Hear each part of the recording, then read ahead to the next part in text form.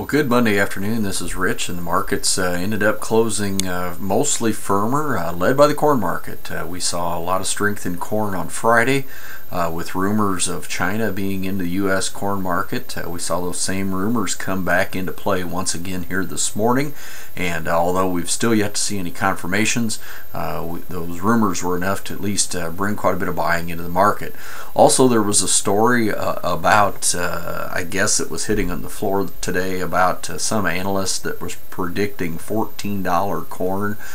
Don't know that that's necessarily here in the U.S. Somebody thought maybe that was values in China, which would still be a substantial rally from where they're at right now.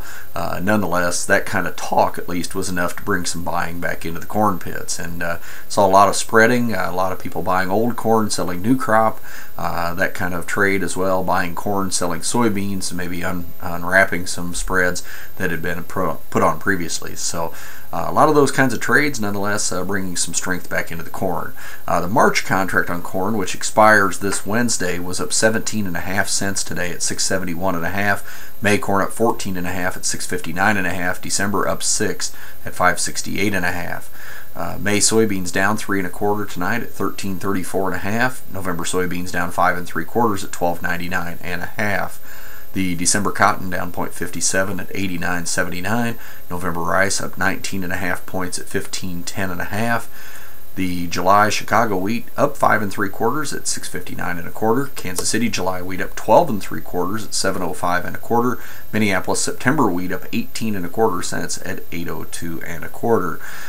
The dollar was a couple of tenths weaker here today. Crude oil down a little over $1 a barrel here this morning. Gold down $10 an ounce. Silver also down over a half of a point here this afternoon. The Dow looks like we're going to finish a little firmer. The June futures up 32 points right now at 12,895.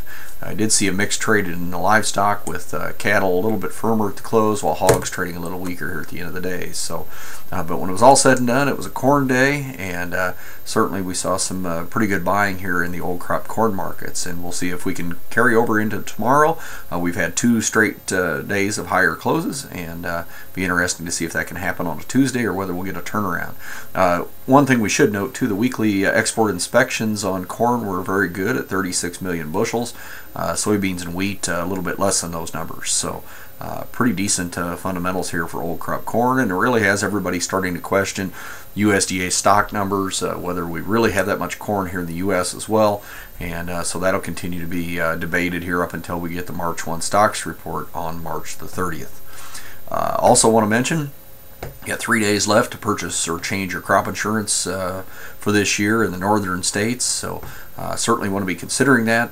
I know a lot of talk about protecting against corn. Certainly we've got some pretty good revenue numbers available in corn right now, and we also have what appears to be some potential downside risk in corn. Now the price right now in December corn, 568.5 tonight, is exactly where the base price was. So that looks to me a pretty good opportunity to protect some pretty good revenue this year. Hope everyone has a good evening. We will talk to you tomorrow.